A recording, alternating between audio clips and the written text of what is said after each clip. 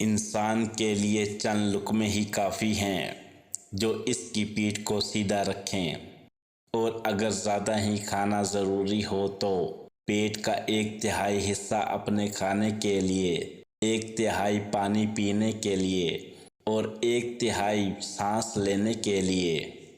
ریڑھ کی ہڈی کے آخری سرے کے سوا پورے ابن آدم کے جسم کو مٹی کھا لے گی۔ اسی سے انسان پیدا کیا گیا اور اسی آخری سرے بھر سے جوڑ کر اکٹھا کیا جائے گا۔ رات سونے سے پہلے آیت الکرسی پڑھنے والے کے لیے اللہ ایک فرشتہ مقرر فرما دیتے ہیں، اور رات بھر کوئی بری بلا اسے تکلیف نہیں پہنچا سکتی۔ جس وقت بندہ اپنے گھر سے مسجد کی طرف نکلتا ہے تو ایک قدم پر ایک نیکی لکھی جاتی ہے اور دوسرے قدم پر برائی مٹا دی جاتی ہے۔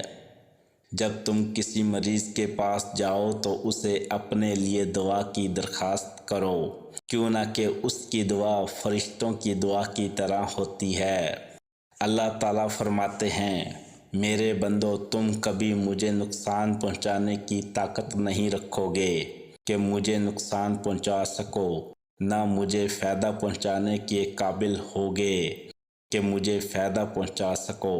مال کو تھیلی میں بند کر کے نہ رکھنا، ورنہ اللہ پاک بھی تمہارے لیے اپنے خزانے میں بندش لگا دے گا۔ جہاں تک ہو سکے لوگوں میں خیر خیرات تقسیم کرتے رہو۔ اللہ فرماتے ہیں، میرے بندو تم دن رات گناہ کرتے ہو اور میں ہی سب کے سب گناہ معاف کرتا ہوں۔ مجھ سے مغفرت مانگو، میں تمہارے گناہ معاف کروں گا۔ جنت میں ایک ایسا درخت ہے جس کے سائے میں ایک سوار 100 سال تک چل سکتا ہے اور پھر بھی اس کو طے نہیں کر سکے گا۔